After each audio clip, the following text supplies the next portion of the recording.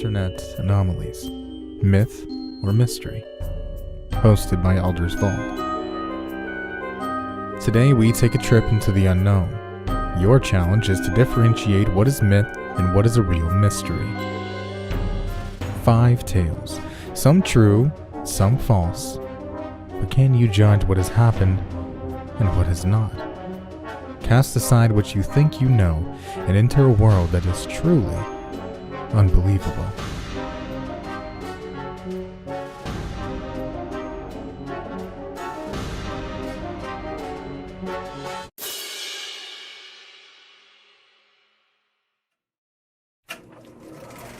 Before we get into this video, really quick announcement. The winner of the Blue Yeti giveaway is Victory Over Self. Congratulations. You can DM me on Twitter or email me at my email in the description. We can get that sent out to you. With that said, let's get right into tonight's stories. This image has been baffling the minds of people for nearly 2 centuries. Some of us see it as a girl from the 20s with her face turned away from us, obscured. However, others see it as an elderly woman with a large piece of cloth headwear. So which is it? A young flapper or an elderly woman, or is it both?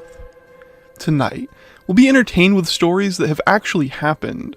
Others will have been totally fabricated by a writer. At the end of the show, we will tell you which is myth and which is mystery. But be warned, the difference between what is myth and what is mystery may be as invisible as the difference between young and old.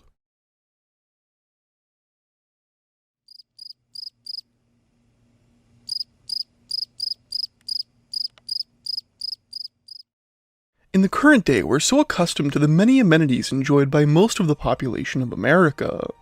Toiletries, refrigerators, and microwaves do everything to keep us comfortable and give us an overall easier and better life. But what if you had to go without these? How well do you think you'd do? What if I told you that, depending on how close you live to a national park, there could be people who go without ever seeing anything but the forest? Technology is a wonderful thing. It allows us to call each other from thousands of miles away, fly planes across the ocean, and even allows you to watch the very thing you're viewing currently. But as much as technology is ingrained in our society, there still exist people that go not only without technology, but without spoken language, social etiquette, and even a sense of what's right and wrong. Let's take a trip back to the 1930s, when the first talks of this mystery started. People in the Great Smoky Mountains started witnessing what can only be considered feral humans roaming about. They seemingly could not speak English and were incredibly hostile to any onlookers that were not a part of their tribe, going after hikers, animals, or anything else they could get their hands on and eat. News quickly spread to be careful in the Great Smoky Mountain National Park due to multiple police reports documenting ferals as the reason for disappearances. Whether animal or human, this sparked a lot of fear, but we're normally isolated to cases of people going very deep in the forests and just never returning, which happens without the threat of feral people in the first place.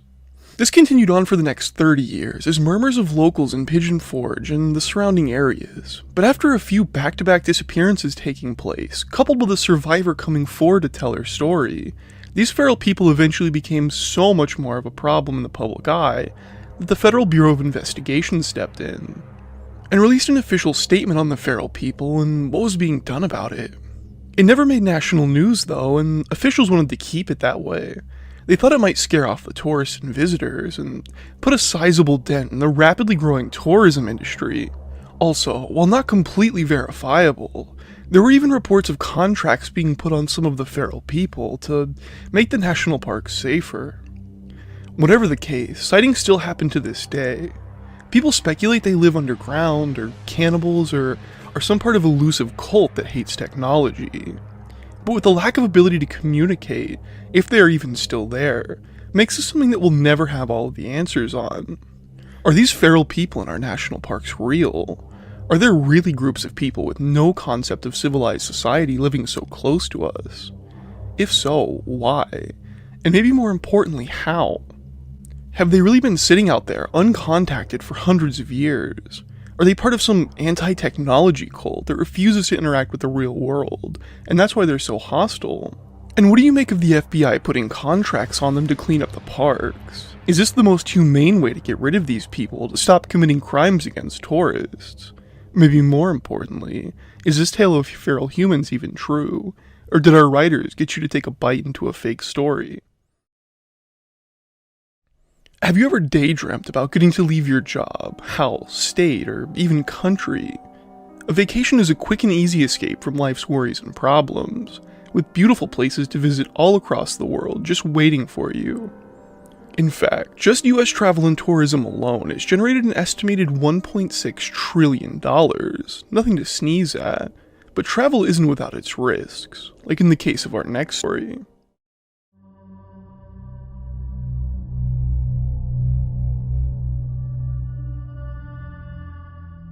The streets of Paris, France are truly beautiful and an overall masterclass in city construction and design. Not only that, but it's rich with culture and some of the best food money can buy. But every city has its dark side. This story starts in 1810 with the construction of the Paris Catacombs. With Paris growing to such large population numbers around these times, you start to have a space issue. You can build up or down to maximize your space, but it's limited. And as the cycle of life goes, you naturally have a lot of deceased people, and rather than a traditional graveyard where a plot of land is bought to bury the dead, it was thought that digging a catacomb under Paris could solve the body problem.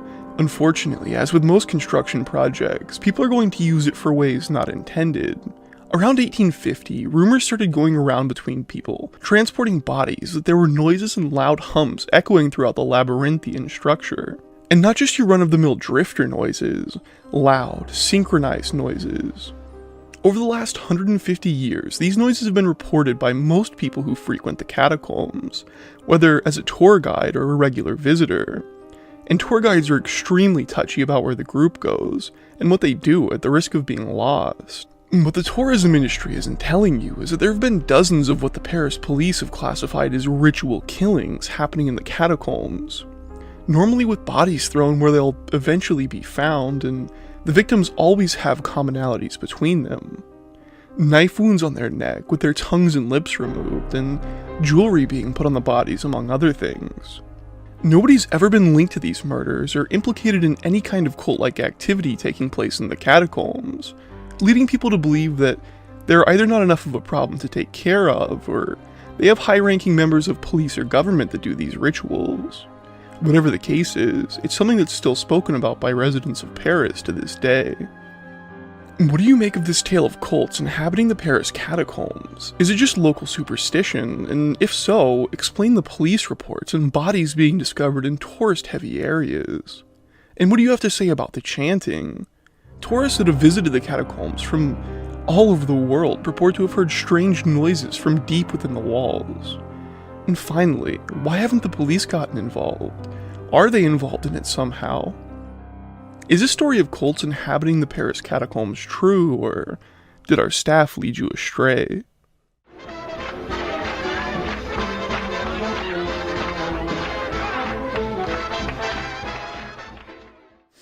Have you ever seen anyone behaving strangely in public? Maybe even dangerously? If so, you probably asked yourself many questions, such as why they would behave in such a way, if everything was alright, or what would happen if they continued to behave in such a manner. All would be valid thoughts to have in such a situation, and you may even feel compelled to intervene. Many people in a city located in China experienced these very same thoughts and feelings earlier this year. Onlookers watched in presumed horror as a woman dressed completely in red danced on the outside edge of her balcony, located on a high floor. There are several videos of this presumed woman in red dancing and moving extremely strangely on her balcony ledge for extended periods of time. Eventually, a security guard for the building was informed of the situation and made his way to the room of the woman. As he knocked and waited, a masked man opened the door and the woman calmly stated that everything was okay. She was just filming a video. Perplexed and unsure of what to do, the security guard left. Shortly thereafter, the woman fell from the balcony and unfortunately passed away. There are many strange pieces to this encounter. Reporters say the woman in red had been dancing on the ledge of the balcony for several days, but why? Not only that, but she seemed incredibly calm and nonchalant with the security guard as he approached and made sure everything was okay. Then, there's the man in the mask who was seen videoing the woman and answered the door. Why was he wearing a mask, and what was the video for? Several people have speculated there may be cult ties to this bizarre death. Furthermore, in China there are several superstitions about dying in red, with several claiming that if one is to die while wearing red, they will become a vengeful ghost or spirit. Was the woman trying to accomplish this? Was the outfit tied to a potential cult, or are these just coincidences? In addition, a suicide note was found in the apartment. It should be stated this note was typed, not handwritten, and that in the suicide note, the woman explicitly mentioned how she wanted her organs donated. Many find this strange, however, as if she was planning to commit suicide and donate her organs, why would she do so by throwing herself off a building and severely damaging her healthy organs? So many questions revolve around this unsolved mystery. How do you feel about the woman in red? Did she want to end her life, or was something more sinister at play? Furthermore, if she did want to end her own life, why would she have written on her suicide note that she wanted her organs donated? Is this story of the woman in red something that really happened, or did we get you with a fake story?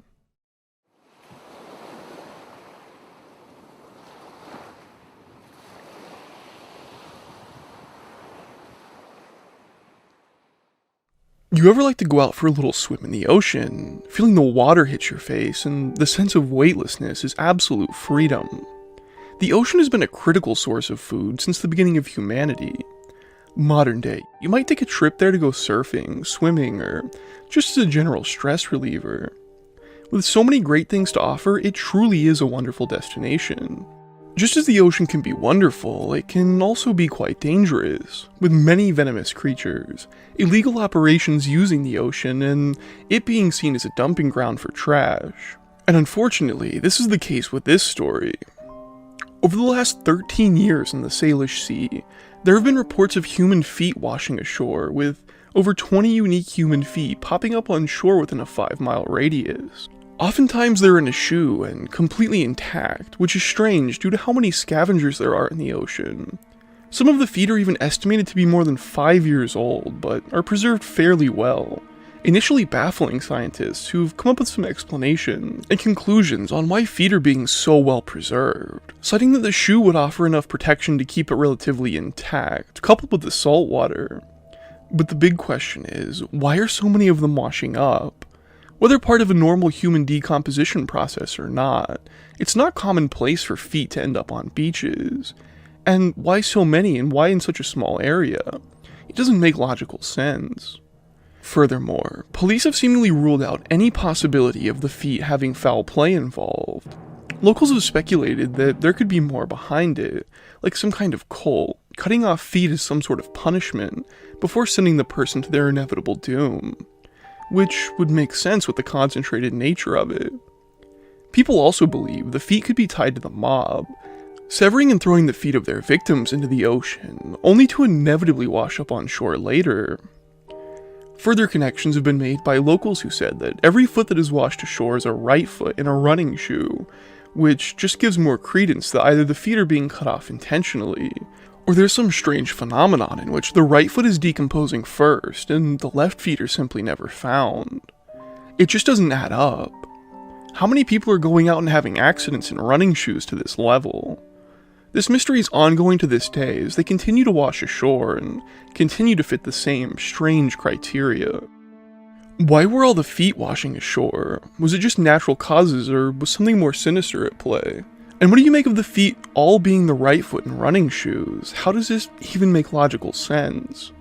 And the last thing is, why is it so frequent in such a small area? If it were in a broader section, it would be significantly less strange.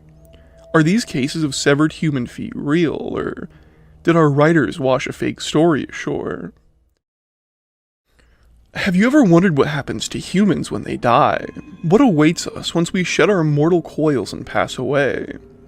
Maybe you believe in reincarnation, infinite nothingness, or a paradise to reside in for the rest of time. But have you ever considered things may not be so great on the other side? And what about hell? If you haven't before, our next story may just change your mind.